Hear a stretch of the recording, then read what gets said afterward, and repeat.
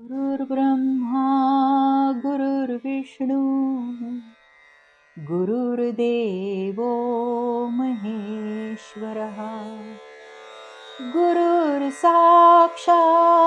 परब्रह्म तस्मै श्री गुरवे नमः. अवधूत चिंतन श्री गुरुदेव दत्त. नमस्कार. श्री दत्त महात्म्य बोधामृत या यूट्यूब चॅनलवर आपलं सहर्ष स्वागत करीत आहे. श्री दत्त महात्म्य बोधामृताच्या 29व्या भागात श्री गुरुदेव दत्त अष्टांग योगातील धारणा, ध्यान आणि समाधी या अंतरंगी साधनेच्या अंगांचं निरूपण करीत आहेत. अष्टांग योगाची 8ही अंग एकातून दुसरं अशी उमलत जाणारी आहेत. प्राणायाम सिद्ध होऊ लागला की त्यातून आपोआप प्रत्याहार विकसित होऊ लागतो आणि आता प्रत्याहार सिद्ध होऊ लागला की धारणा विकसित होऊ लागते. धारणा. प्रभू म्हणतात, अर्जुना, चित्त एकाच विषयावर स्थिर होणं, एकाग्र होणं म्हणजे धारणा आहे. या धारणेचे विषयाच्या स्वरूपावरून 2 प्रकार पडतात. म्हणजे विषय सगुण साकार असेल तर तिला सगुण धारणा म्हणतात आणि विषय निर्गुण निराकार असेल तर तिला निर्गुण धारणा म्हणतात. इथं विषय निर्गुण म्हणजेच निर्गुण निराकार सच्चिदानंद स्वरूप भगवंत अर्थात आपलं आत्मस्वरूप आहे. आत्मरूपी अभ्यासाने मन ठेवावे धारणेने, जरी न ठरे विक्षेपाने यत्नाने ते फिरवावे. प्रभू म्हणतात, आत्मरूपी मन एकाग्र करावं. अहो, पण ते तर निर्गुण, कधी पाहिलं नाही, अनुभवलं नाही, त्याची कल्पना तरी कशी करणार? मग परोक्ष ज्ञानावर श्रद्धा ठेवून जिथं भगवंतांचं वास्तव्य आहे अशा भ्रूमध्यावर आज्ञाचक्री किंवा मस्तकात सहस्त्रारी किंवा कोणत्याही चक्रस्थानी आतूनच चित्त एकाग्र करण्याचा प्रयत्न करावा. अर्थात त्या स्थानातील संवेदनेशी चित्तवृत्तीने बद्ध होण्याचा सराव करावा. सुरुवातीला थोडं जड जाणारच. बंडखोर मन पुन्हा पुन्हा चंचल होऊन इतर तुच्छ गोष्टींचा विचार करू लागतं आणि देहापासून ढळतं. या विक्षेपरूपी विघ्नाला मारण्यासाठी मनाला पुन्हा पुन्हा ध्येयाकडे वळवावं. प्रभू म्हणतात, त्यापेक्षा सगुण धारणा सोपी आहे. ज्याला आपण जाणतो, ज्याच्यावर आपली प्रेममय भक्ती आहे असा आपला प्राणसखा भगवंतच जर विषय रूपात समोर सगुण साकार असेल तर इथे स्वतः श्री दत्तात्रेयच आपल्या मुखानं आपल्या रूपाचं वर्णन करीत आहेत. अर्जुना, मी निर्गुण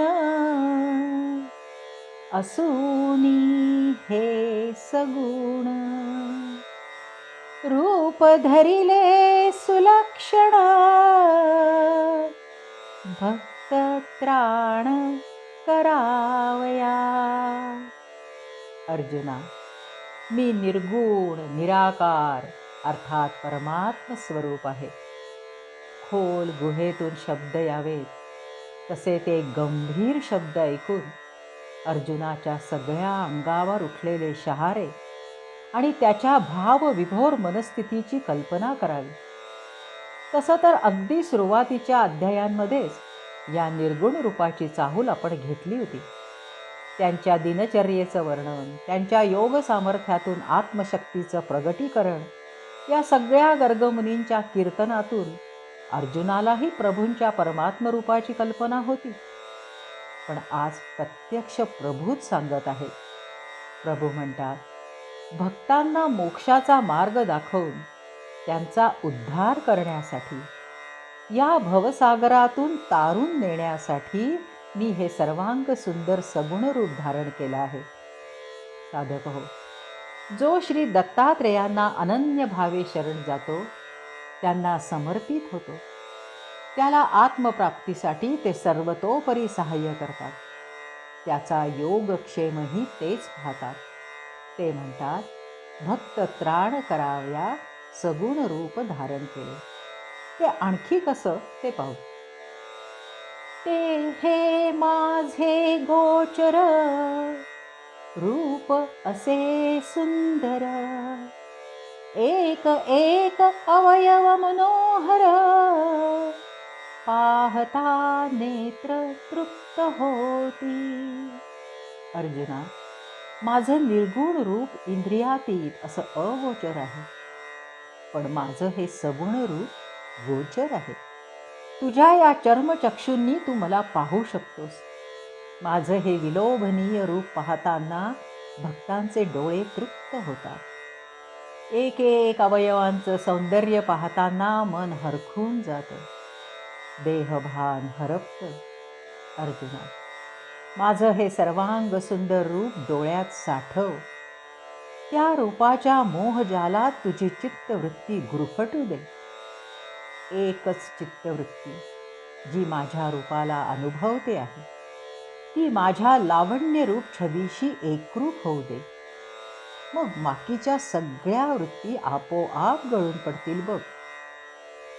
या रूपीच पुन्हा पुन्हा करावी स्थिर धारणा, येथे निश्चळ करिता मना, निर्गुणी धारणा सहज होय.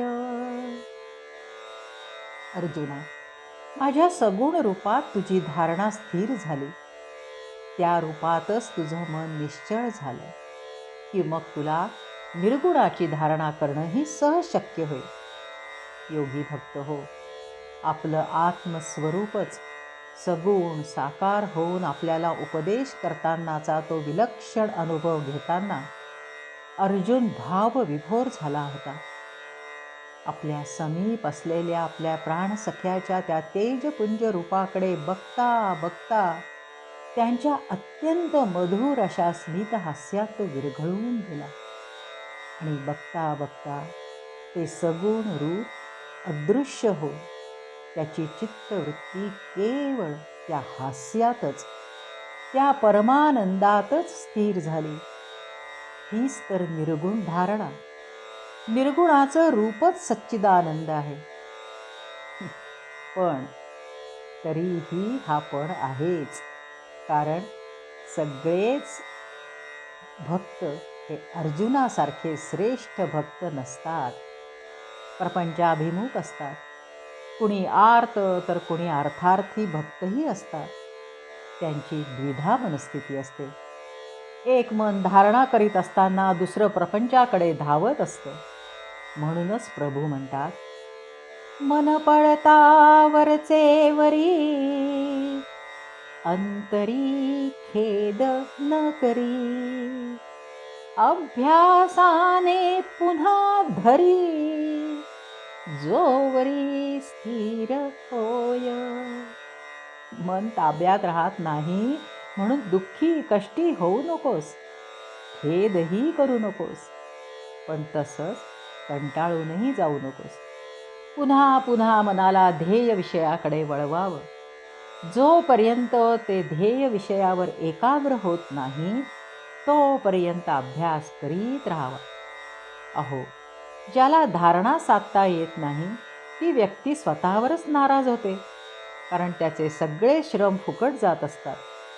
अशा वेळी प्रभू म्हणतात, इतर सगळे प्रयत्न सोडून फक्त धारणाभ्यासच करावा. धारणेशिवाय पुढे प्रगती नाही. जे धारणा न साधताच ध्यानाला बसतात त्यांना श्री गुरुदेवांनी स्पष्टपणे सांगितले, पूर्वी ध्यान मग धारणा, ही होय दुर्विचारणा. म्हणती उपसमाधी ध्याना, ध्यान विस्मृती समाधी. अनेक योगी मनाला धारणेचं प्रशिक्षण न देताच ध्यानाला बसतात आणि मग चित्त विषयावर एकाग्र करण्याचा प्रयत्न सुरू करतात. अहो, पण ध्यानाचा विषय जर चित्तात स्थिरच नसेल तर ध्यान कोणाचं करणार? प्रभू म्हणतात, आधी ध्यान आणि मग धारणा करणं हा शुद्ध अविवेक आहे, दुर्विचारणा आहे. अर्जुना, धारणेने चित्ताला सगुण किंवा निर्गुण भगवद रूपावर एकाग्र करण्याचं प्रशिक्षण दिल्यावर त्या स्थिर स्वरूपाचं ध्यान करणं सोपं होतं. खरं तर धारणा सिद्ध होत जाते तसं धारणेचंच परिवर्तन ध्यानात होतं. ध्यान ही तर उपसमाधी आहे. धारणा, ध्यान, समाधी या एकातून दुसरी, दुसरीतून तिसरी अशा क्रमाने विकसित होणाऱ्या चित्ताच्या अवस्था आहेत. चित्तवृत्ती त्यांचा आधार आहे.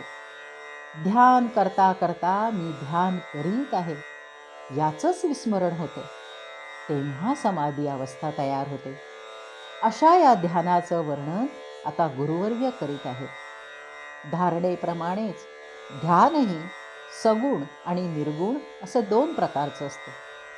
जेव्हा चित्तवृत्तीची धारणा निर्गुण आत्मतत्वात केली जाते तेव्हा अर्थातच ध्यानही निर्गुणच होतं आणि धारणा सगुण सुंदर भगवद रूपात केलेली असेल तर ध्यानही सगुणाचंच सुरू होतं.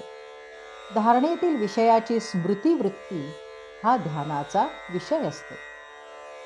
तैलधारा अखंड जशी ध्यानी चित्तवृत्ती धरावी तशी, विच्छेदन यावा तियेसी महाप्रयासी सर्वथा. चित्त एकाग्र करणं हे प्रपंच करणाऱ्या माणसाला किती अवघड आहे याची पूर्ण जाणीव प्रभूंना आहे. पण महत् प्रयासाने धारणा सिद्ध करून ध्यान करावं असं ते म्हणतात.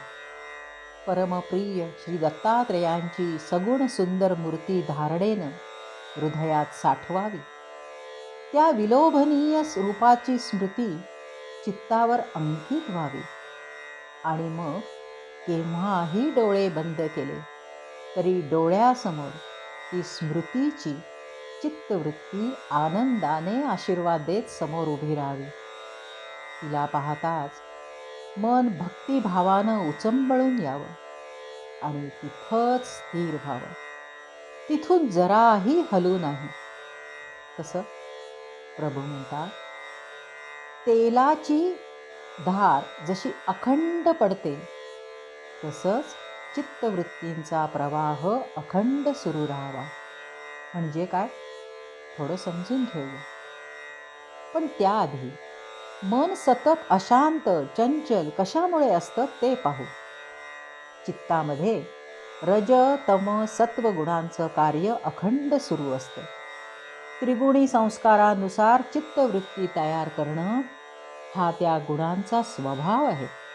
प्रत्येक क्षणी चित्तवृत्ती उत्पन्न होते, क्षणभर ती वृत्ती चित्तामध्ये राहते आणि लय पावून नवीन वृत्ती तयार होते. म्हणजे चित्तवृत्तीची उत्पत्ती, स्थिती, लय ही प्रक्रिया अखंड सुरूच राहते. त्यामुळे प्रत्येक वृत्तीमुळे चित्तक्षोभ सतत होत राहतो आणि जोपर्यंत 3 गुणांचं अर्थात त्रिगुणी महामायेचं साम्राज्य आहे तोपर्यंत ते होतच राहणार आहे. पण आपण आता धारणेचा अभ्यास करून चित्ताचंच प्रशिक्षण केलं आहे. आता श्री दत्तप्रभूंच्या पायाशी, त्यांच्या प्रत्येक दिव्य गुणांशी, त्यांच्या विलोभनीय मधुर स्मित हास्याशी चित्त एकाग्र झालं आहे. त्यामुळे त्या चित्तात प्रत्येक क्षणी निर्माण होणारी वृत्ती आणि लय पावणारी वृत्ती या दोन्ही समानच असतात. त्यांच्याच रूपाशी, गुणांशी निगडीत एक समान वृत्तींचा अखंड प्रवाह निर्माण झाल्याने ध्यानावस्था प्राप्त होते. सत्वगुणी चित्त श्री दत्तात्रयांच्या स्मृतीवर स्थिर होतं. हेच ध्यान. ध्याता ध्यान आणि ध्येय ही त्रिपुटी जोवरी होय. ध्यानाचे हे लक्षण होय, योगीवर्य बोलताती. ध्यानावस्थेत जो योगी ध्यान करतो त्याला ध्याता म्हणतात. चित्तवृत्तींच्या प्रवाहाला ध्यान क्रिया म्हणतात. आणि ज्याचं ध्येय सुरू आहे त्या भगवंतांच्या स्मृतीला ध्येय म्हणतात. जोपर्यंत ध्याता, ध्यान आणि ध्येय ही त्रिपुटी असते तोपर्यंत ध्यानाची अवस्था असते. योगीवर्य दत्तप्रभू म्हणतात, अर्जुना, ध्यान अवस्थेमध्ये योग्याला मी अमुक एका विषयाचं ध्यान करीत आहे हे समजत असतं आणि तो त्या अवस्थेचा आनंदही अनुभवत असतो. मी आणि माझे भगवंत यात दुसरं कुणीही नसतं. ध्यानम निर्विषयम मनहा असं म्हणतात. ध्येयरूपी भगवंतांशिवाय दुसरा कोणताही विषय, वासना, राग, लोभादी क्लेश यांची समाप्ती झालेली असते. भगवंतांच्या प्राप्तीसाठी आत्तापर्यंत चित्ताचं शुद्धीकरण करण्यासाठी, त्याला विद्यायुक्त करण्यासाठी, त्याला आत्मस्वरूपी स्थिर करण्याचं प्रशिक्षण देण्यासाठी जेवढे जेवढे म्हणून महाप्रयास केले त्या सगळ्यांचं फळ मिळण्याची शुभ घडी आता समीप आलेली आहे. त्यामुळे जसजशी चित्तवृत्ती भगवंतांशी एकाग्र होऊ लागते तस तशी सात्विक आनंदाची प्राप्ती आतूनच होऊ लागते. सत्वगुणाच्या प्रभावाचा हा सदा आनंद आहे. त्यामुळे आतील परमतत्वाच्या अस्तित्वाची चाहूल लागू लागते. श्रद्धा दृढ होऊ लागते. चित्तात भगवंतांच्या गुणांचं अखंड चिंतन मनन सुरू असतं. ह्या एकच आलंबनामुळे बाह्य इतर आलंबनांची गरज संपते. भगवंतांनी आपल्याला स्वीकारलं याची जाणीव होऊ लागते. आणि आता मध्ये मध्ये वृत्तीचा सुद्धा लय होऊ लागतो. तेवढे तेवढे क्षण जीवात्मा स्वरूपी स्थित होतो. त्या आत्मतत्वाचा परिसस्पर्श चित्ताला होऊ लागतो आणि तसं अष्टसात्विक भाव दाटून येऊ लागतात. अंगभर रोमांच, कंठ दाटून येणं, प्रेमाश्रूंच्या धारा लागणं, अशा दिव्य भावांनी भक्त भगवत भेटीसाठी व्याकुळ होतो. श्री दत्त, श्री दत्त, दिगंबरा दिगंबरा. एकाच नामारूपाचं ध्यान करताना स्वतःला विसरतो. ध्यान क्रियेलाही विसरतो. त्याचं चित्त दत्तमय होऊन जातं. एकरूपत्व हे जेव्हा जेव्हा येतं तेव्हा तेव्हा ध्यानाचं परिवर्तन समाधीमध्ये होऊ लागतं. योगी जोपर्यंत ध्याता, ध्यान, ध्येय ही त्रिपुटी असते तोपर्यंत ध्यानस्थ असतो आणि ध्याता, ध्यान सगळंच दत्तमय अर्थात ध्येयाकार होतं तेव्हा तो समाधिस्थ होतो. आता योगीवर्य म्हणतात, जेथे वायू मुळी नसे तेथे दिवा जसासे, तसे मन जेव्हा वसे समाधी होतसे ते धवा. जशी वाऱ्यामुळे दिव्याची ज्योत फडफडते तसंच बाह्य आणि आंतरविक्षेपामुळे चित्त चंचल होतं, अशांत होतं. पण वारा नसताना दिव्याची ज्योत जशी शांत आणि स्थिर तेवत असते तसं भगवद्रूपी लीन झालेलं, एकाग्र झालेलं मन जेव्हा शांत आणि स्थिर होतं तेव्हा ते समाधिस्थ होतं. पुढे सर्वथा देहभान, नसे बाह्याभ्यंतर ज्ञान. तिन्ही अवस्था जाऊन, उन्मनी होय ते धवा. मग जेव्हा समाधिस्थ होतं तेव्हा 1.5-2 तास मांडी घातलेली आहे. पाय दुखतायत, शरीर आखडलंय, थंडी वाजतेय किंवा गरम होऊन घाम फुटलाय, डास चावतायत वगैरे वगैरे काही जाणवत नाही. जाणीव व्हायला मन देहात आहे कुठे? ते तर दत्तरूपी लीन झालंय. अगदी हाच प्रकार बाह्य जगाचा होतो. दिवसाची कामं राहिली आहेत, कुणी पाहुणे येणार आहेत किंवा कुणाला भेटायला जायचंय, कशाचीही शुद्ध राहत नाही. ना वेळेचं भान, ना देहाचं भान, ना प्रपंचाचं भान. खरं तर सृष्टीच्या कालचक्रातून अलिप्त होण्याची ही सुरुवात होते. बुद्धी दत्तचरणी एकाग्र झाली आहे.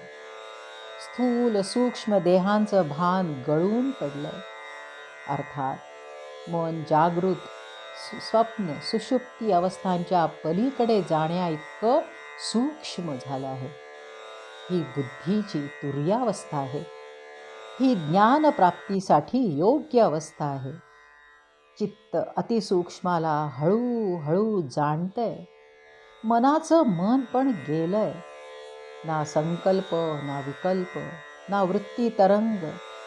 सगळी ऐहिक पारलौकिक सुख तुच्छ वाटू लागली आहे. त्या सगळ्या स्थूल मोहमयी जड प्रकृतीपासून सूक्ष्माकडे जाण्याचा चित्ताचा प्रवास अंतिम चरणापर्यंत पोचला आहे. प्रभू म्हणतात, तुटे सर्वाभिमान, कैचे द्वैतानुसंधान. सर्वथा लपे अज्ञान, तुर्यावस्थान होताची. तुटे सर्वाभिमान. अभिमान, मी देह आहे हा अभिमान. मग त्या देहाच्या नामरूपाचा अभिमान, त्या देहाने केलेल्या कर्मांचा अभिमान, अर्थात कर्तृत्वाभिमान. सगळा नामशेष झाला आहे.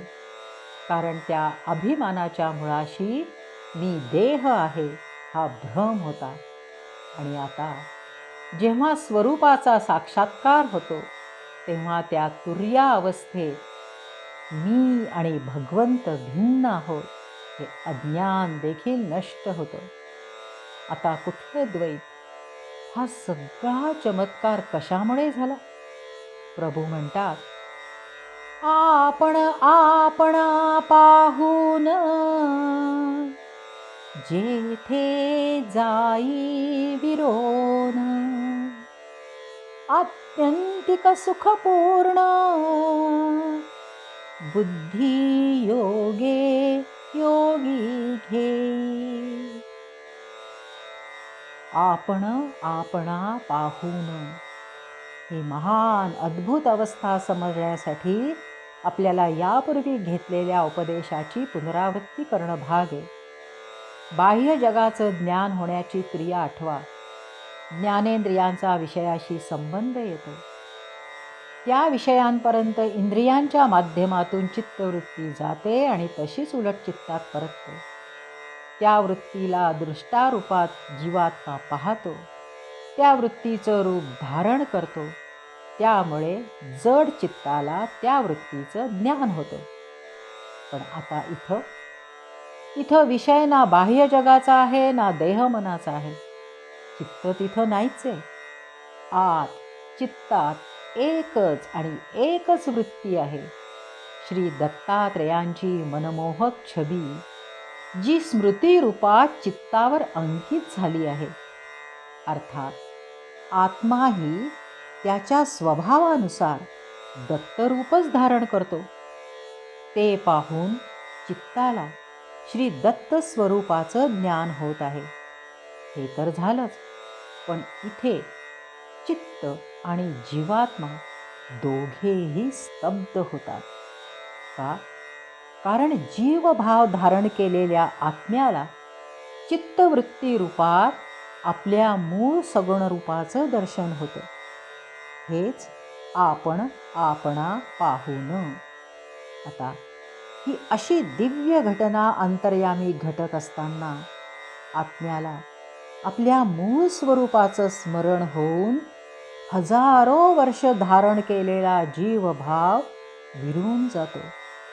त्याच वेळी चित्ताला बाहेर पाहिलेल्या आणि अंतरंगात साठवलेल्या दत्तात्रेयांच्या मनोहर छबीचा अंतर्यामी चिदाकाशाच्या पटलावर सगुण साक्षात्कार होतो आणि त्याचाही अहंभाव गळून पडतो.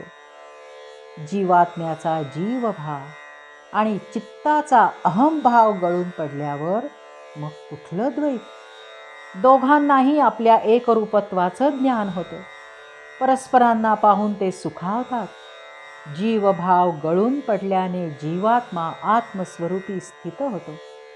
तर श्री दत्तप्रभूंनाच आपल्या आत्मस्वरूपात पाहून चित्तात परमानंद उसळू लागतो. हा भगवत कृपेचा दिव्यानंद केवळ बुद्धियोगानेच घेता येतो. इथं माऊलींचा दृष्टांत आठवतो.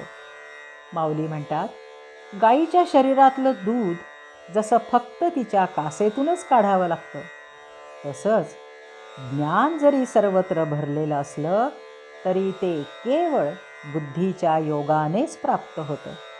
पण त्यासाठी बुद्धी भगवंतांशी पतिव्रतेसारखी एकनिष्ठ असावी लागते. फक्त भगवंत ही एकच चित्तवृत्ती जर बुद्धीत असेल तरच भगवंतांचा साक्षात्कार होऊन ईश्वरी कृपेचा लाभ होतो. साधक हो, हा आत्ताशी फक्त सगुण साक्षात्कार आहे. अजून प्रवास संपलेला नाही. पण इथे सगळ्या शंका, भ्रम, संशय सगळे फिटतात. प्रभू म्हणतात, समाधी दैवा मारी धर्मामृत वृष्टी करी, धर्म मेघ हे नाम चतुरी, योजिले असे यथार्थ. दैव, दैव म्हणजे प्रारब्ध, कर्मफळांचं बंधन. हे दैव समाधी अवस्थेमुळे नष्ट होते, अर्थात गळून पडते. साधक हो, याचा अर्थ नीट लक्षात घ्यावा. प्रारब्ध भोग भोगावेच लागतात, पण ते भोगण्याची युक्ती, विवेक बुद्धीला प्राप्त होतो. स्वरूपाचं भान आल्याने योगी स्थितप्रज्ञपणे प्रारब्ध भोगू लागतो. कर्तृत्वभाव, कर्तृत्वाभिमान, अपेक्षा या सगळ्या अविवेकांचा लोप होतो. कर्मयोग सिद्ध होतो. सगळे यम नियम आता सहज सिद्ध होतात. त्यामुळे सर्व ईश्वरी गुणसंपदांचा लाभ होतो. क्लेश नाहीसे होतात. सत्सद्विवेक बुद्धी केवळ सत्याचाच विचार करू लागते. चुकीच्या गोष्टींकडे, अविद्येकडे ढुंकूनही बघत नाही. यालाच म्हटलं आहे धर्मामृत वृष्टी करी. स्वधर्माच्या अमृताची वृष्टी, वर्षाव असा होतो. आता फारच महत्त्वाचा विचार मांडला आहे. दैनंदिन व्यवहारात जसं एखादं कौशल्य सरावानं प्राप्त होतं ना आणि खूप अभ्यासानं प्रावीण्य मिळतं, अगदी तसंच योगी जसा योगाभ्यास करीत जातो तसा संयम प्राप्त होऊ लागतो. पूर्ण जीवनच संयमी करण्यात योगी कुशल होतो, तरबेज होतो. त्याचबरोबर आता प्राणायामही अत्यंत सूक्ष्म आणि तीव्र होऊ लागतो. श्वास फक्त 2 नाकपुड्यांमध्येच फिरू लागतो. संयम जसा स्थिर होऊ लागतो तसे ईश्वरी कृपेने समाधीचं ज्ञान वाढत जातं. ते ज्ञान अधिक सखोल, अधिक सूक्ष्म आणि अधिक व्यापक होत जातं. गूढ सूक्ष्म गोष्टी समजू लागतात. ज्ञान तर न संपणार आहे, अमर्याद आहे. त्यामुळे योग्याने सतत साधनरत राहावं लागतं. आज जे ज्ञान प्राप्त झालं आहे त्याचा पुढील उच्च ज्ञानासाठी पायरीसारखा उपयोग करतात। एक एक पायरी चढत योगाचं शिखर गाठायचं आहे। योगानेच योगाला जाणता येतं। असा साधनरत ज्ञान संपन्न जो योगी असतो त्या महाभाग्यवान संताला धर्ममेघ असं म्हणतात। शेवटी प्रभू म्हणतात, अर्जुना असा हा योग वारी सर्व उद्वेग, करी दुःखाचा वियोग, जीव ब्रह्मयोग करी। अर्जुना, अशा प्रकारे योगामुळे सगळ्या दुःखांचा उद्वेगांचा लय होऊन जीवाला ब्रह्मस्वरूपाची प्राप्ती होते। उद्वेग आणि दुःख यांचं मूळ कारण काय आहे? चित्त आणि आत्मा यांचा संयोग आहे। चित्ताचा अहंभाव आहे आणि आत्म्याचा जीवभाव आहे। चित्तातील वृत्तींना आत्मा पाहतो। चित्तवृत्ती हे दृश्य आहे आणि आत्मा हा द्रष्टा आहे। पाहणारी दर्शन शक्ती आहे, अर्थात आत्मशक्ती आहे। चित्तात जोपर्यंत वृत्ती आहे तोपर्यंत हे दर्शन सुरू राहणार, पण योगाच्या अभ्यासाने चित्तवृत्तींचा निरोध होईल आणि दृश्याचा अर्थात दुःखाचा वियोग होऊन जीव आणि ब्रह्म यांचा योग येईल। ही अवस्था आहे निर्विकल्प समाधी। साधक भक्त हो, पुढे 15व्या अध्यायात या निर्विकल्प समाधीचाच उपदेश आपण ग्रहण करणार आहोत। अशा तऱ्हेने दिव्य अंतरंगी साधना साधकाला दिव्य आनंद देणारी आहे। सुरुवातीला अत्यंत कष्टप्रद वाटणारे हे अष्टांग योग साधन शेवटी दिव्य फळ प्राप्त करून देणारं आहे। साधक भक्त हो, इथे दिलेल्या सगळ्या सूक्ष्म क्रियांचा नीट अभ्यास करायला हवा। ह्या परोक्ष ज्ञानाची शिदोरी जवळ असू द्यावी, कारण आपण कोणत्याही मार्गाने गेलो तरी अनुभूती त्याच असणार आहेत। काही मार्ग रमत गमत भक्तीचा आनंद लुटत जाण्याचे आहेत, काही स्वतः तप करून कष्टानं शिखर गाठण्याचे आहे। तसेच आपण पुढे एक अत्यंत सोपा अगदी जलद फल देणारा आणि एका दमडीचाही खर्च नसलेल्या अशा सिम्पलेस्ट, फास्टेस्ट आणि चिपेस्ट मार्गाची ओळख करून घेणार आहोत। हा मार्ग सगळ्या साधनांना, सगळ्या तपांना, सगळ्या योगांना सामावून घेणारा सिद्धयोग मार्ग आहे। पण ही शिदोरी बरोबर ठेवायलाच हवी। श्री दत्तप्रभूंच्या दिव्य साक्षात्काराची अनुभूती घेत आज आपण इथेच थांबू। अवधूत चिंतन श्री गुरुदेव दत्त। दिगंबरा दिगंबरा श्रीपाद वल्लभ दिगंबरा। दिगंबरा दिगंबरा श्रीपाद वल्लभ दिगंबरा। दिगंबरा दिगंबरा श्रीपाद वल्लभ दिगंबरा।